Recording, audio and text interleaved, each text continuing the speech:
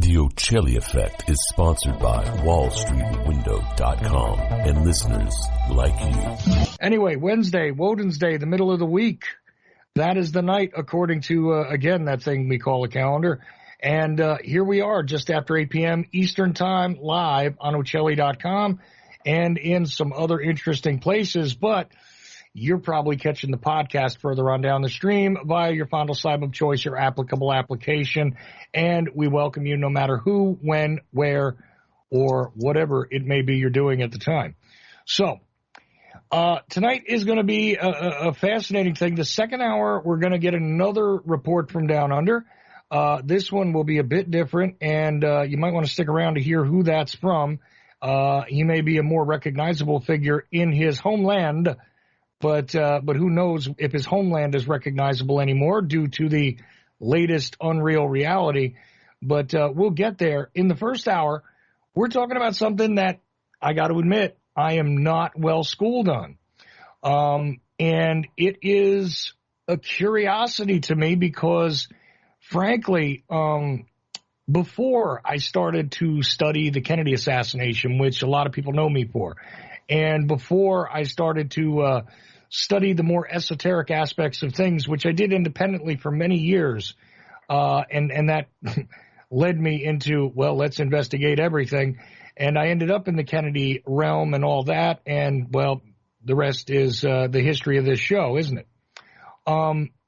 Before I got there, though, it would fascinate me. The individuals that would kill, not for greed necessarily, not for, the serial killers. The Manson family certainly fascinated me when I was a kid. And not because I saw these people as, heroes or the cult figures that they would become to some people, but man's inhumanity to man. Despite the fact that I grew up personally in a violent situation, I didn't feel as though this was the way the world should operate. I understood that sometimes when you were confronted, you had to do what you had to do. But the idea that there were thrill killers out there, that there were people that did horrible things to others and would target particular types of individuals and hunt them, this disturbed me to no end. And also I found it fascinating because it was the kind of focus that I just couldn't wrap my mind around personally at all. William Ramsey is with me. William Ramsey investigates. Now, he's made a recent appearance on the show where we talked about the Maxwell trial mainly. But frankly, he's a true crime guy who has studied a lot of different cases. But one of them that confuses me more than anything is the Smiley Face Killers. And, I mean, first of all, it's off-putting because, what do you think of with the smiley face, right? It's the innocuous little symbol that I grew up with. I think it was before my time, but still a relic of the previous generation, just the smiley face, have a nice day. When I started to look at this material regarding this seemingly disconnected, as far as the authorities are concerned, groupings of murders, I said to myself, well, is this a real thing? Is this a pattern? What in the hell is going on, honestly? Because you would think that even in the It Bleeds, It Leads media, they would have picked this up. And they would have said, look, there is a pattern of killings. There is something going on. Now, maybe it's because of the prey, and I've seen this before, having grown up in the Northeast, where, quite frankly, when hookers get killed, it's not big news necessarily. When certain types of people disappear and their bodies turn up a long time after, it's not the biggest of news. And I was wondering if it was because it's a certain segment of society that seems to be part of this grouping of victims. And you always got to look at that as far as how much attention is paid, how many resources are put toward it. Anyway, enough out of me. I want to get, I'm sorry, I got to go ABCs with you on this. William Ramsey, who is a podcaster, an author, I'm going to give you links to his work, his written work, his audio work. I play some of his shows on this network when I can. And especially when he sends me really good ones, sometimes I leave them in the rotation even longer Roberta Glass about the Maxwell trial not too long ago. I left that one in the stream for a while. And he does a lot of good work about a lot of things, and so glad to have you along. William Ramsey, first of all, how you doing? But I really want you to drag me through this Smiley Face Killer thing, because it's almost unfathomable that something like this is happening and has been happening. This is not like 2-3 situations. This is a lot going on. So bear with me while you get through the bare basics of this. And but like I said, first, how you doing tonight? I'm doing great. Thanks for having me back, Chuck. It's great to be with you. Yeah, look, I got to shut up this time because I don't know a lot. I mean, really, most of what I know, I've seen a couple of people comment on this maybe. But you seem to be the main guy who is trying to shed light on this. And to me, it's like, if you're correct, there is some sort of dark work going on here that nobody really wants to crack open. And that is, well, first of all, unacceptable. But secondly, a little disturbing that this kind of thing could be going on. And I fear that there may be chains of killings that do occur that are just chalked up to, well, young people like to run away. I mean, I know that's an old trope, but young people like to run away, and sometimes they do things that get themselves killed. And I don't know. How do you even begin to introduce this topic to somebody who's never heard of it?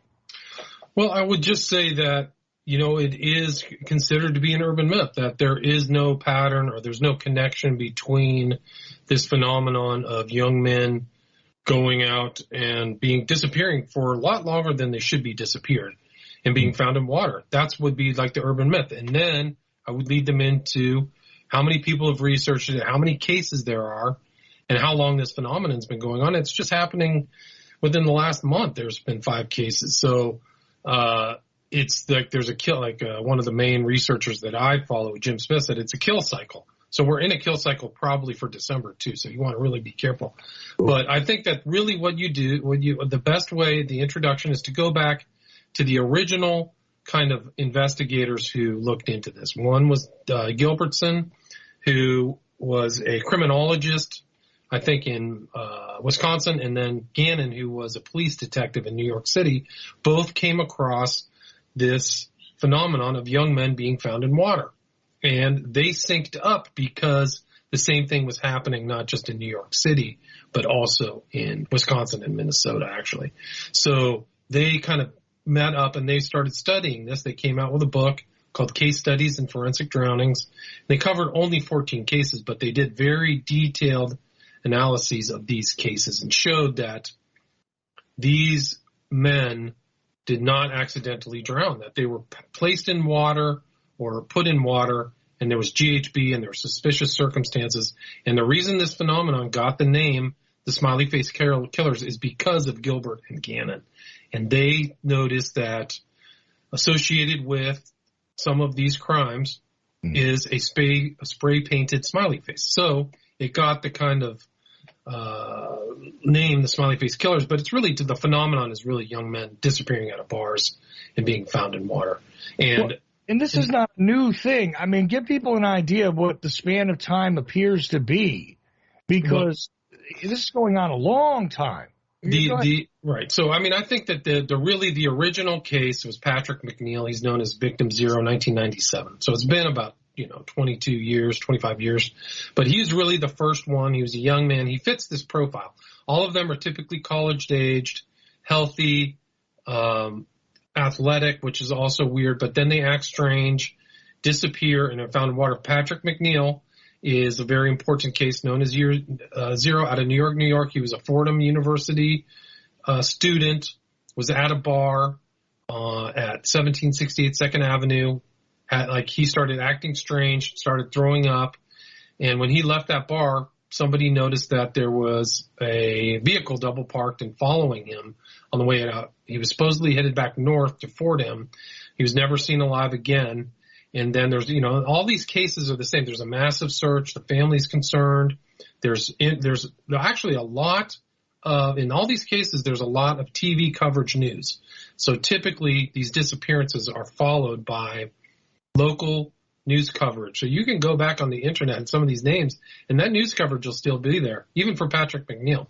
But Patrick Mcneil was missing for a long period of time. He was found on April 7th. So he was found a much longer distance, which is standard for these cases. Why wasn't he found in 2 or 3 days if he drowned in the river, right?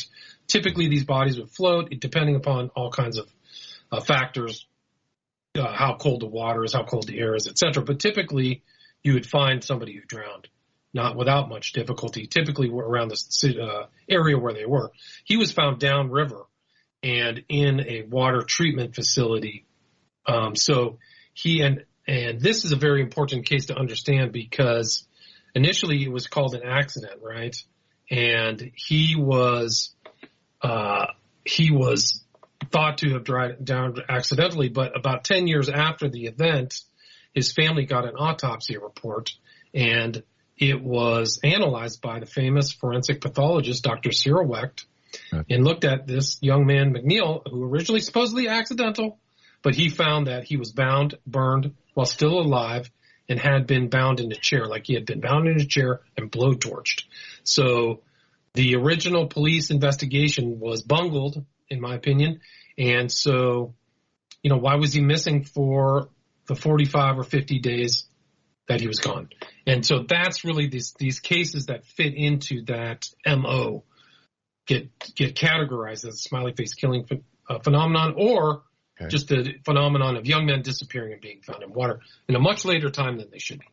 Okay, so here's the thing about this, right? I'm going to offer a little bit of context, and I want you to work with it. Understand, I'm not trying to be a naysayer here because I don't mind. I've had millions of conversations with people. They've all had their concerns, queries. I can field anything. Don't worry. I will not be offended. No, I'm sure you can. That's what I was going to say. I'm not worried that you can't field it. It's just that I don't want people to think that I'm trying to be contrarian with you. The truth is, though, we got to put this in a little bit of context, right? Because in that area in New York, let's say, I definitely was alive for plenty of pattern killers that got caught pretty quickly because there was a pattern that was easy to establish, right? And also, young people dying in waterways, not extremely common, but does happen, right? Because of the ocean that's there. You got plenty of bodies of water. There's rivers and isolated areas, and things happen. If young people are drinking or whatever, partying somehow or other, okay. But I got to be frank with you. These patterns usually get caught quickly by the authorities. I'm thinking of Joel Rifkin. I'm thinking of, what was his name? Gary Heidnik. I'm thinking of course, Son of Sam. How many people did Rifkin kill before he was caught? I think he only got up to about 7. 7 on that. I think that's where he got it. I mean, they knew that there was a pattern going, but then they caught him. He got up to about 7 or 9, something like that. It's a little confusing, but either way, we're talking about a single digit here. Okay, even Berkowitz, who was one of the bigger names, right, as far as a serial killer, again in air quotes, right, for that area, they caught up to him pretty quick. I mean, he was the 44 caliber killer for a little bit. And then the Son of Sam thing happened. And there was even serial events where there were serial assaults. There was a Dart Man in New York. There was more than one serial killer in New Jersey, honestly. We all know about the Iceman, who had a high body count, but, he was all over the place, and he was a professional killer. That was business. But either way, classify him as a serial killer. It took a little while for them to get up to the pattern on him, but that's because it was business. When these guys are out there doing this for a psychopathic reason, they always wind up leaving a calling card. They always wind up dumping bodies the same way. Rifkin wouldn't have made it through as many victims as he did if he wasn't killing prostitutes, honestly. Okay, and as I stated at the beginning, sometimes people are kind of, the authorities aren't as worried about them, you understand? And that happens. But here's where the problem is with the smiley face deal. This isn't exactly like that, and this is a long-standing pattern. You're talking about since 97. I mean, I know everybody thinks of the Zodiac Killer or whatever, but look, you got to put that aside. In the northeastern area of the country, in the quad of the country, I have a hard time believing that these guys get away with it for so long if they have a pattern. Now, that's not to say that there aren't plenty of unsolved murders in the Northeast, because there are. You know, don't believe what you see on the CSIs or Law and Orders, all right? They don't catch everybody. I know that. But when these guys are generally like a passion killer of sorts or a ritualistic killer of sorts, they're usually caught pretty quickly. And dumping somebody in the water, okay, there's a practical reason for that. If we think about it just sort of logically, maybe they're trying to let evidence wash away. A lot of contact evidence will disappear if a body floats for a while. There have been plenty of people who have gone into the Hudson River who were not the victims of serial killers in the standard sense, but people who maybe did that as part of their business. We all know this. This is a long pattern, and you know what? You showed me some of this stuff off air. and I looked at it and said, well, the first problem is that, I mean, I know about the ineptitude of some medical examiners, but even with the limited knowledge I have, I'm looking at this stuff going, how did they miss this, that? It seems very strange that this is being ignored.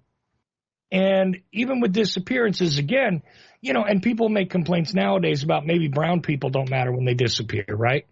And you have the Black and Missing Foundation, and you have the idea that at one certain point it was okay for any of the LGBTQ alphabet to disappear because the authorities didn't care, and so on and so on and so on. Well, that kind of ties into this because there is a over-predominance of gay victims. So there you have it. Yeah. That, I wanted to get into that, but that's the funny thing is if you go from 97 to today, though, you would think, okay, maybe this sort of pattern could have existed in 97 and in the early 2000s, but that's not necessarily the case. This thing seems to keep going on regardless of those sort of changes. So help me to understand this, how this could happen, because that's the strangest part of it, that there's no connection between any of these groups of young men at all. It seems like, according to the authorities, not you. Right. What connects them is the MO. That's what connects them. So none of these people have ever known each other as far as I can tell.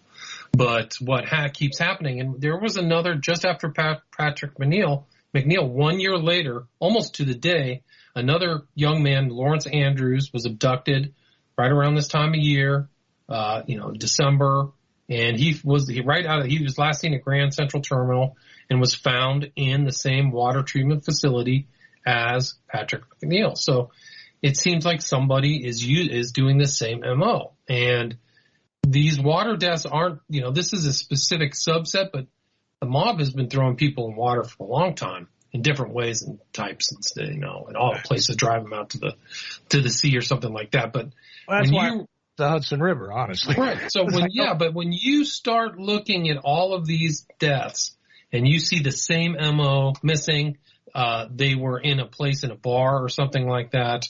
Mm-hmm. There was no evidence of that they went out and committed suicide. So there's no note, or they're just not found. They're missing and then found in water. It's incredible. And it's interesting that you bring up colored people or whatever. Like there's somebody using this technique or MO, I think, killing African American people in Chicago right now, because there's been 2 deaths, Jelani Day and Oribi Contain, in the last 2 or 3 months. And there was the one that I studied too, whose name was Ambrose Monnier, who was a black professional. He was going to be a doctor who ended up in water. But this Jelani Day actually has gotten a lot more news and is in the news in Chicago. And I don't know if you know who, I think his name is Crump. He's kind of like a civil rights attorney. He's an African-American guy. But I think he was involved. He's involved in this Jelani Day case. So yeah, he's the guy that pretty much every interaction with the police between an African-American that ended in a fatality or a shooting over the past couple of years, this guy shows up. That's asks for money. That's for tons of money. 7 figures.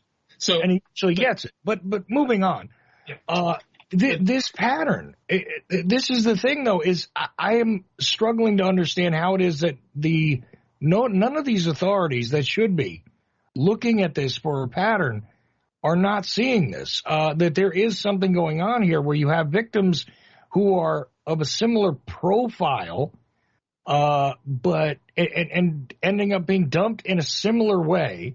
And like you said, the MO is, it's almost like, again, in the real world, not in the TV world of crime, right? It seems like this would be tailor-made for somebody to figure out. And you and I might not even have all the details necessarily that the investigators should be able to gather. There might be other patterns here. And it just almost seems like there's no effort being made to put them together at all. Right. Well, let's say that you put your mind into the thought of a perp or, the unsub or whatever they call it. Mm-hmm. If you want to commit a perfect crime, how do you trick the police? You don't make it look like a crime. You make it look like an accident. You leave a mysterious thing. Who wants to get caught? There are certain people out there, you commit murder. Some of them end up getting caught. But if you don't want to get caught, you can throw somebody in the water and then the police think it's an accident and then it's all done. There's no missing body, right? The guy was drunk and fell in the water. Done. Yeah. The problem with that thing about all these cases is not all these guys are drunk, and some of them are clearly drugged. And I think Gannon and Gilbertson found that out. In the original thing, there was an element of GHB in their bodies. One of the victims was literally frozen. So clearly the perpetrator was trying to trick people about how the body desiccated, so they kept it frozen. And you and I talked offline about Dakota James, and actually the mother went into a meeting, I think, with the DA, and somebody from the Secret Service and somebody from the FBI was in that meeting with her, with Dakota James's mom. So that case got the attention. Now, what the Secret Service is doing with Dakota James's mom is a whole nother question. But, there's speculation. This is like Squid Game type level stuff. This is like I think Dakota James was selected. I think that there was events that happened to him before he disappeared that looked like he was part of a targeting program. And a lot of these guys are on these gay apps or on dating apps, and that may be another form of selection. My first case that I studied was Joey LaBute out of Columbus, Ohio, and he was on a dating app before he disappeared. So there was a killer in Stephenport he got caught for killing at least 4 people, but he was in London and he was known as the dating app killer because he'd bounce around on all these dating apps and find victims. So right. There just may be people out there who aren't caught yet. I think that this MO was distributed somehow through the dark web or through something, and some people in the BSDM community learned of this, and then some people put it into action. That's what I think. Well, but see now, there is okay. First of all, there's the problem with 1997 if we're looking at that time period, right? Because it would be not dating apps, obviously, but there could have been, and there were, underground publications that were not necessarily known to the general public, but if you were into certain things, you could find them, right? Right. And so these things were printed in somebody's basement. It's not like they're registered with the Library of Congress at this point, okay? You're not going to necessarily even be able to recreate those things, but there were people that were hooking up with each other sort of in the underground, so to speak, right? Right. And that's evolved now into the digital age. And the idea that there is a group of people maybe that are selected somehow to be in an inner circle that are sharing a modus operandi is the only thing that, I got to be honest with you, makes sense here. Because, right. Have you ever seen, do you remember the movie Cruising with Al Pacino?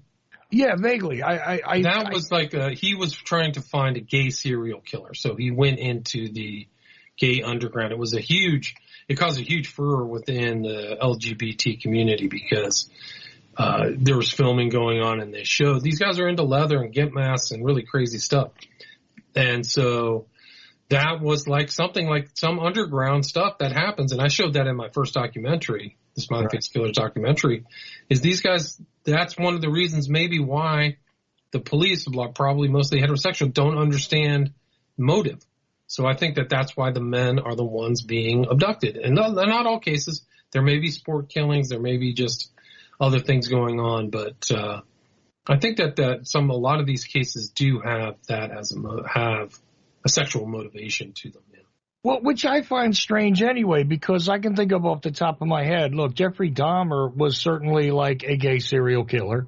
I mean, look, I'm not trying to be politically correct or incorrect here. I'm just basic observations here, okay? Richard Speck had a weird thing going on. Henry Lee Lucas, who confessed to way more murders than he did, was clearly at the very least kind of bisexual. What do you call it? The killer clown there, Gacy.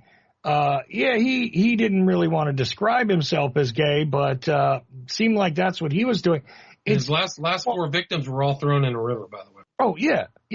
But I'm just saying, and that's why I saved him for last in that little list. But the fact is that there's a lot of weird sexual elements to these serial killings a lot of times, and indeed, it would not be strange for the police to discover sometimes there is, some level of prostitution, and it's same-sex prostitution. Rifkin was killing female victims, and Heidnik, like I brought up, it was females, but it's not like it's uncommon among serial killers that would be a hunting ground one way or another because of their problem with their own identity or whatever explanation you want to come up with. And I'm not trying to say everybody who's gay is a serial killer or anything. I'm just saying. Of course not. Just like anybody who's heterosexual isn't a serial killer either, huh? No, not at all. I mean, look, Ted Bundy was clearly targeting just women. Well, in some cases, girls. But either way, it was females. I'm not saying any of it's healthy, or I would even describe him as a heterosexual. I'm just saying that there is some element of this where quite often there should be some sort of kind of hidden underground element, and the authorities seem to get at it. So what is the problem here? It's a good question. I mean, how much of the authorities know about this or studying it? I don't think they are. There haven't been any publics. The FBI looked at all the cases, I think, back in just the early cases and said that they didn't see anything there. There's been a couple analyses. I looked in on my second documentary on the Smiley Face Killers. I addressed this document made by the Center for Homicide Studies, which I just took apart. It's obviously just poor analysis, and they didn't really do a lot of inquiry into the phenomenon. So they did a really poor job at trying to figure this out, because there's like 200 to 300 cases like this. So it's really an issue of why the government isn't involved, and it's an open question. I mean, like I said, I know they were involved in the Dakota James case, but I don't know what else is going on. I don't know. Well, see, here you go again, right? The Secret Service, that's a weird organization. You tell me the FBI's looking into it, I would say, well, look, as soon as you cross state lines, the FBI should be into the case, right? But when you're talking about the Secret Service, I mean, outside of presidential protection, which everybody knows about, and some national security issues, a little more limited than people think it is usually. What are they involved with? Counterfeiting. Counterfeiting, yeah. It doesn't seem to fit that they would have an interest in this unless, somebody was a Secret Service agent, or they were a family member of somebody who was in a sensitive position, maybe. But, I mean, no explanation as to what the Secret Service needed to be present for, right? Right. I don't know. I don't know what that is. I mean, there may be something like I said, the Squid Game, like Joey Labute's disappearance took place during the Arnold Classic, which is like, I think, the #1 bodybuilding convention in the world, right, in Columbus, Ohio. So somebody may have flown into town, did something really bad, and left. I don't know. So that may be the case. I've heard of stories of, selection processes of rich people flying in and really bad things happening. So it may be something like that. I don't know. I really don't. But I do think that there is some element of travel involved in some of these cases where people come into a town, commit a crime, and leave. Well, that's the other thing, is that I don't see a well-defined hunting ground. So you're not dealing with somebody who is, just in their neighborhood, or doing the Golden State Killer Shuffle, right? Where he's got particular areas for particular reasons at a certain time. It's not the BTK guy, right, who, was very specific. Or, Bundy had opportunity, and when he was in certain parts of the country, that's what he did. But there's always a pattern there where it's like you can almost nail down where the perpetrator's coming from. The weird thing here is that you don't have that pattern. Right. At least, I mean, maybe you discovered it and I just haven't seen it yet. But to me, it's like there is something oddly disorienting about that. Like you can't nail down, look, this guy is familiar with just this area. And people will do these kind of things in a place where they're comfortable to do them because they have to be secluded. They have to know there's not going to be foot traffic, so on and so forth. Like Bundy ended up with that shed out in the woods, right? And some of these other guys create a dungeon or come up with a spot, where they like to dump for some particular reason. And although there's been a pattern in dumping, it's not consistent enough to suggest that it's one guy who's familiar with one particular area, right? Right. I don't think this phenomenon is because of one perp. It's multiple perps, multiple groups. That's what I think. Cells. People have talked about it as being cell-based, like some kind of terrorist organization. So what's the motive? What's the interest? That's it. Is there a sexual component? Are you killing these people for occult motives? Are you killing them for occult and sexual motives? It's an open question. Well, there seems to be a torture base here in the behavior of the person who's doing this. But again, I don't see the consistent, like, okay, I can point to this exactly as a particular set of ritualistic behaviors. Exactly. One could say that, the body of water thing is a particular ritualistic behavior, but right. As I said, it's one of those things that may be common because it's going to wash away some of the evidence too. Right. So it is very strange. And if this is indeed, like you're saying, a cellular kind of organism that's doing this, I mean, how does that, again, still escape the authorities, who I promise you have not released all of the information that they could have gathered, right. One way or another. Even if they were the most inept, there's enough agencies here that somebody would have done a solid job and gotten enough of the forensics together, and there's enough victims here that there should be a pattern starting to form. I mean, no offense to you, but if you're forming that pattern, then these, allegedly well-trained profilers should be doing that too, shouldn't they? Yeah, absolutely. I think they absolutely should. I mean, yeah, like I said, I don't know. There may be some like heavy-duty occult stuff having to do with water and the underworld, fighting against the current structure of the Godhead. So, and then that kind of ties into some of the ONA mythos. But there's other ones like Scott Bake-Radel, who was a victim out of St. Cloud, 2006. His dad flat out said, and I include this in my first documentary, he says, I believe predators are preying on students who are leaving the downtown bars in St. Cloud pretty intoxicated. So I think he just keyed in that there's predators. Now, what are the predators? Why are they predators? That's another question. So, yeah, I don't know why the police aren't involved. For me, looking at, I think I've compiled enough cases and enough similarities, that you would think that there would be some kind of all points bulletin or warning to be careful. What do you think is the most significant corollary between these cases?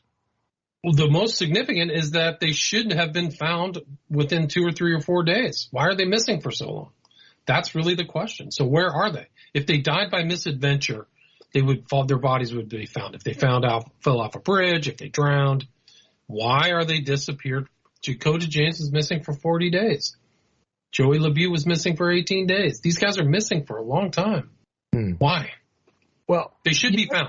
They should be. Yeah, you mentioned the one case where the guy appeared to have possibly been frozen, but if they're not being frozen and if they're not killed quickly, because that's another thing, is one of the bodies that was discovered that I saw a picture of, they basically found him how long after, you know which one I'm talking about here, where I said, what is going on here? That skin does not appear to have been disturbed at all.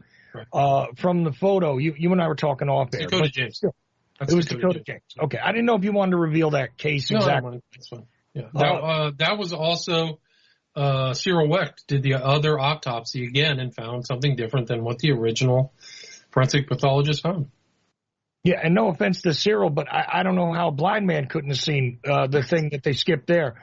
It was really ridiculous. A ligature, which was clearly something that was manually applied to this body. I mean, there is no way that occurred while this person was afloat, first of all. Second of all, the amount of time that they were missing. Here's the thing. If they were killed right away and dumped, that body wouldn't have looked that way. So you got two problems here. Either they're freezing them all and letting them thaw, okay, which would be strange, but again, not unheard of.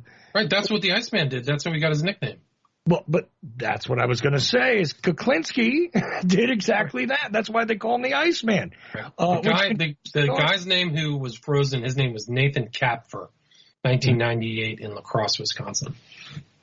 Right. Okay. And that's the Smiley Face victim. Correct. That's one of the original 14 covered by Gilbertson and Gannon. Right. Okay. But here's the thing. The other option is they're being held somewhere for a time period. And that should be something that they could establish. And also forensically, I mean, maybe in 97 they had a little difficulty, but I guarantee you today they should be able to establish a reasonable timeline for when these people died. And it seems to me as though, again, I don't know how to put this lightly, but like the people that are supposed to be doing this job are just not doing it. They're not coming up with the details that I would expect. But if they're tricked and they think it's an accident, then they just write it up as an accidental death and move on. Guy was drunk, fell in the water. Next, move on. Take it off the books.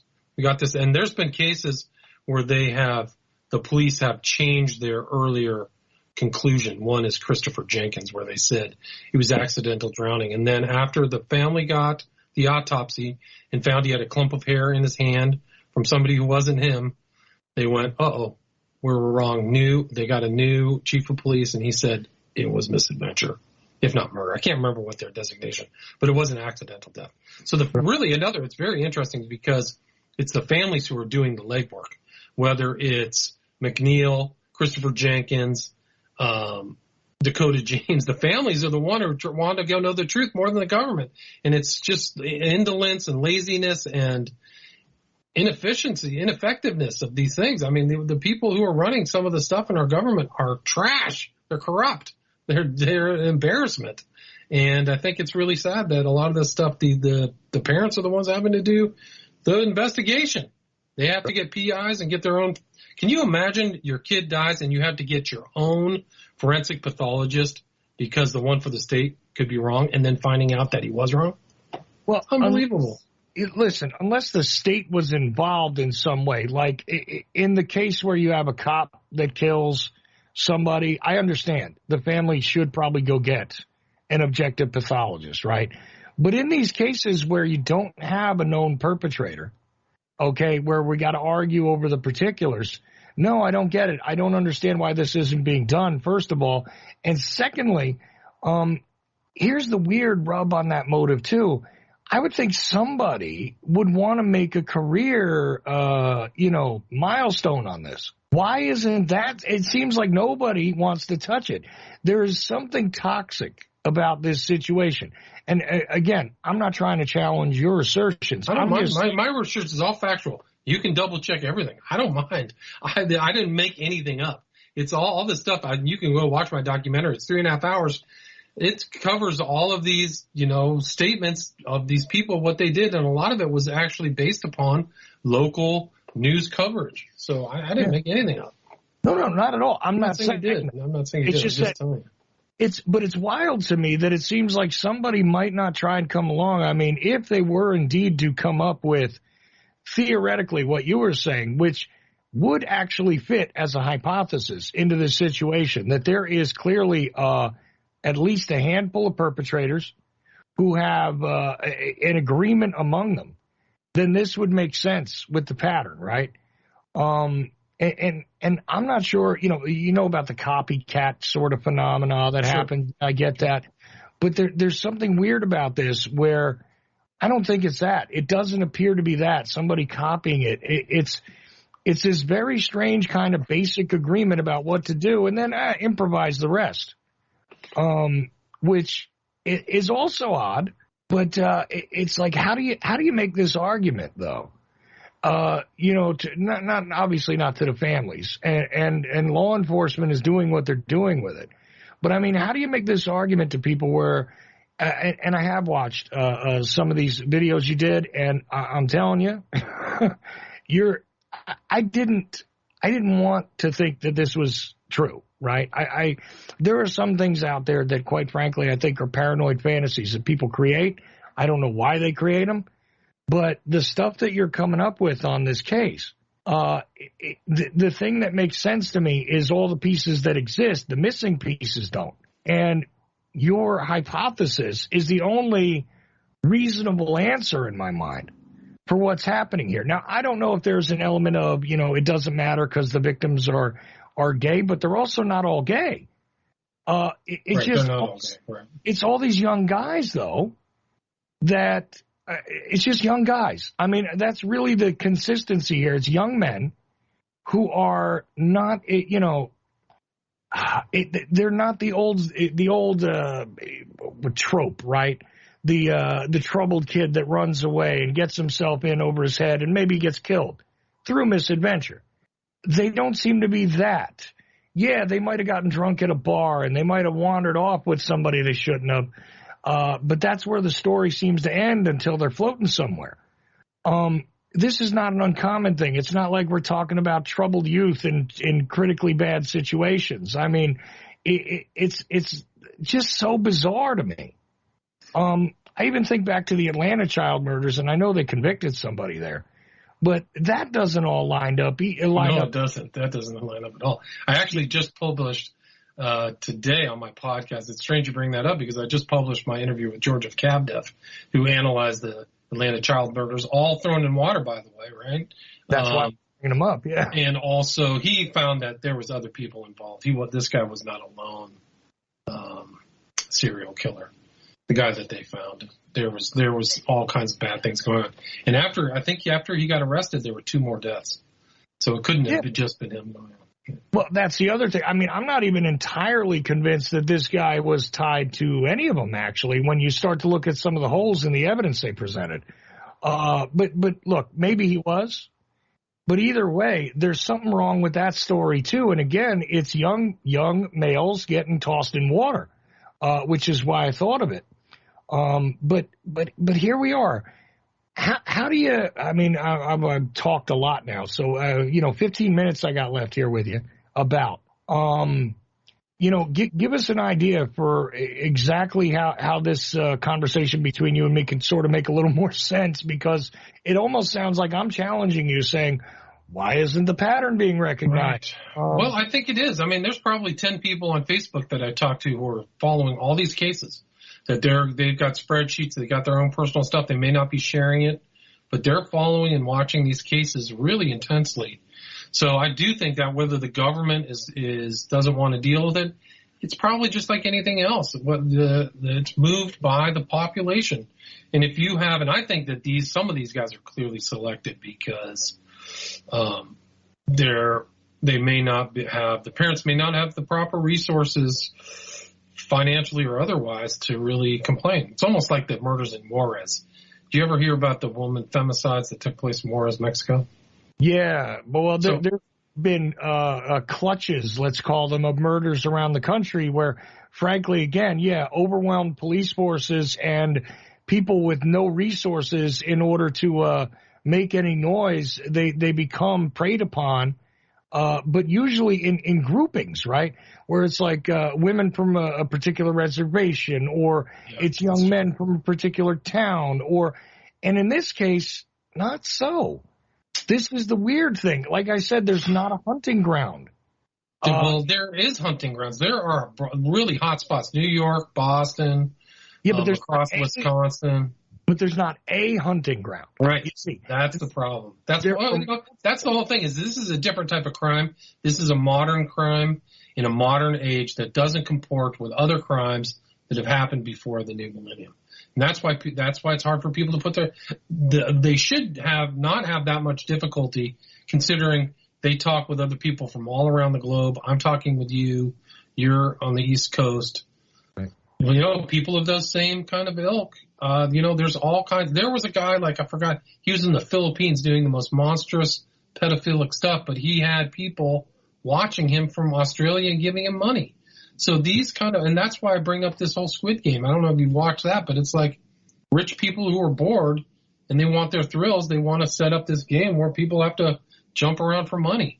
So this may be just something like on a scale like that. People fly in, somebody gets selected. Some of these rich guys, they get real bored. They do stuff that the average person who has a 9-to-5 job and has to make a living would never do. So this could be something like that. Somebody flies into the country. There's a guy. There's a hunter.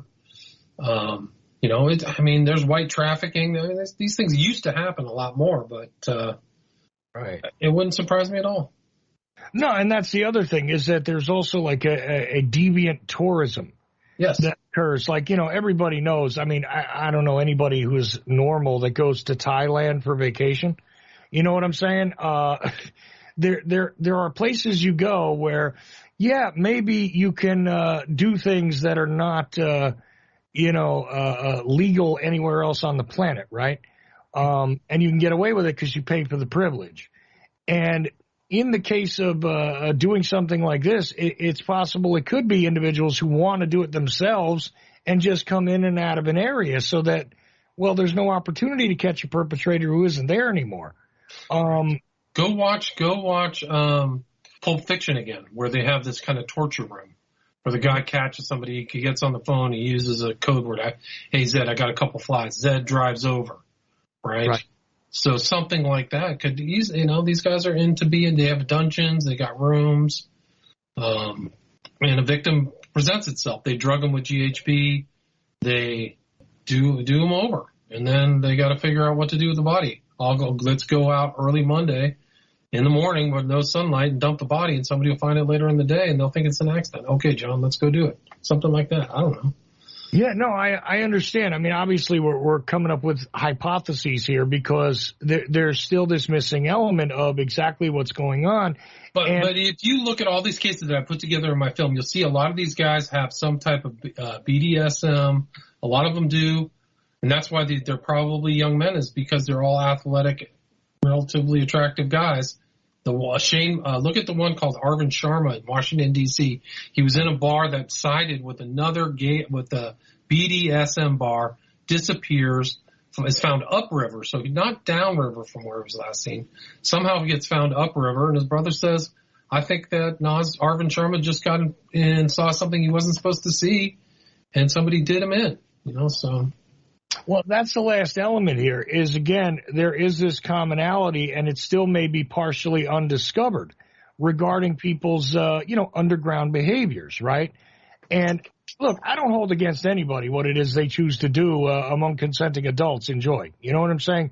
But when you're operating in a secretive way with others, I mean, that's why I'm almost surprised there aren't more of these dating app and hookup app murderers. Honestly, because it seems to me like the perfect way to anonymously encounter individuals who can be sucked into a very private, secluded situation. And why wouldn't you prey upon them if that's what you're after? It's such a hard thing to wrap your mind around. But look, before we run out of time, I'd like you to tell people where they can go to see the videos that we're talking about. First of all, and get more information on this because, again, I got to tell you, I'm not highly educated on it, but I think it's something that if we explore it, people are going to more see it as, yeah, there is a pattern here. William Ramsey's not just trying to connect dots that don't belong together. I think if they look at your work, they're going to see it because I'm starting to see it, and I've just been introduced to details. I mean, I've seen it in general before. And frankly, just, perfect honesty here, I wasn't sure what to make of it. And, but as I'm looking at this stuff, I'm like, why isn't somebody trying to, disprove a pattern here even? It seems like the work is not getting done. And I always ask the question, why, when that happens, but who cares about my questions? I want other people to look at it. And maybe they'll see something that I don't and tell me I'm crazy. Maybe they'll tell you you're crazy. I've been told I'm crazy too, but if you go back, what I would suggest too is people go look at the film and go look at all of the reviews that I've gotten for the film, you know, the SFK reviews, because people are like, great documentary, this is mind blowing, and you know, I had really good reviews for my first SFK documentary, so you can see that on Vimeo. You can actually just go to Vimeo and type in William Ramsey or vimeo.com/William Ramsey. You can see all 5 of the trailers from my documentary, and then my 2 documentaries on the Smiley Face Killers as well. Smiley Face Killers, who is abducting, torturing, and killing college-age men in the U.S., and then SFK2, the global slaughter continues. So those are my 1 and 2 second documentaries on the subject. Well, and this dovetails into the concept of the death cult, which, again, is a possibility where it may not necessarily be murder tourism, so to speak, but maybe there is a ritualistic aspect here. Again, submerging someone in water could be seen as a ritual in and of itself. You know, the rebirth, the concept of baptism. I know it sounds offensive to the average Christian, but truth is that perverting stuff like that is also something that is done in a ritualistic sense. So there are many things to consider here. And yeah, your work is, it's really disturbing, honestly. It's very disturbing, but I think it's really happening. I'm not trying to like sell a fake story about gray aliens or blue chickens from another universe. These are phenomena that are taking place about typically a vulnerable population, right? So somebody's out drinking by themselves, and typically women are super paranoid, but the men don't think that there's harm. They may not be as self-aware as a woman in those environments too. Right. And I've actually just gotten a couple of messages about how great the documentaries are, but go to Vimeo and /William Ramsey. Check out the trailers, check out the videos for sure. But what is the thought that you'd like to leave a listener with if maybe they're a little skeptical, which I started out way more skeptical on this, to be honest with you, than I am right now. Well, I mean, I think you can look through all of my videos. I mean, I've done 5 hours of documentaries on it. I've done 3 interviews with Jim Smith, which you can see on my podcast, William Ramsey Investigates. Just go to iTunes, William Ramsey Investigates, and type in Jim Smith.